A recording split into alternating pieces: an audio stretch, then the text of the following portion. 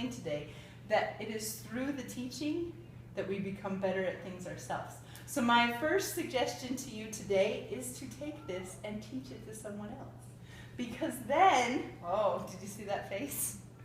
Yeah, it's okay. You're welcome to teach it to someone else. When you think about when we go to church and people get up to speak, what do they say?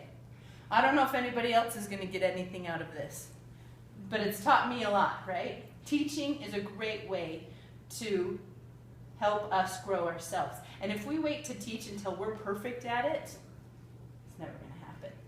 So today we're going to talk about creating order in our homes. And like I said, this part of my house looks really good, but that's because everything just got moved to other areas of the house. And if you want to go for a tour later and see the mess, that's totally fine with me too. Yes, Natalie. I do. You would like to take the tour. That's lovely. Okay, great.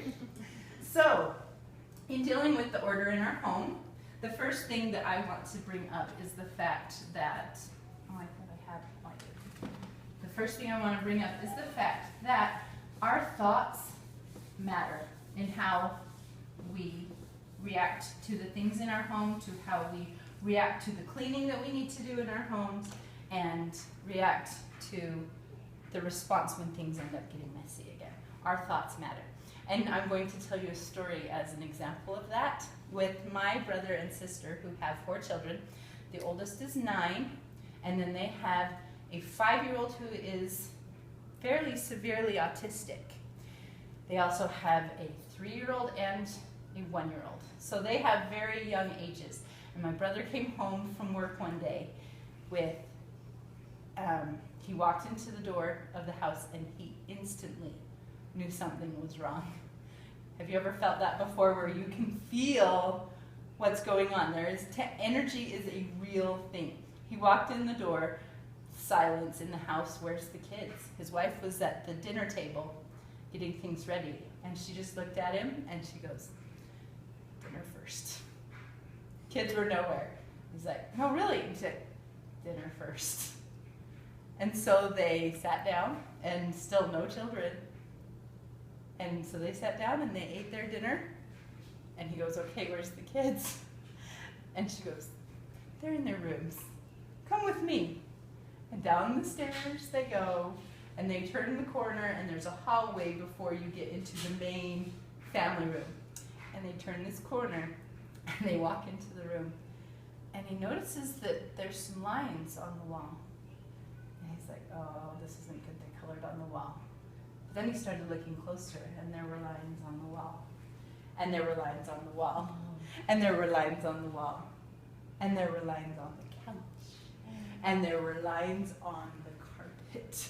And it was permanent marker, black permanent marker, that apparently my sister-in-law had had an activity with some friends, and they were crafting upstairs, and my sweet little nephew snuck one, and off he and the 3-year-old went downstairs and colored on everything. And needless to say, my sister-in-law was livid.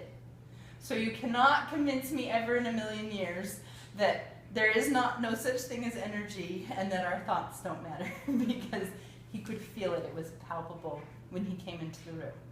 And so that leads me to the fact that we need to make sure that we are loving our homes, that we are loving the things that are in our home, that when we're cleaning and organizing, it's not with this, I hate doing this and I can't believe this, because people can feel that energy when we come into our homes.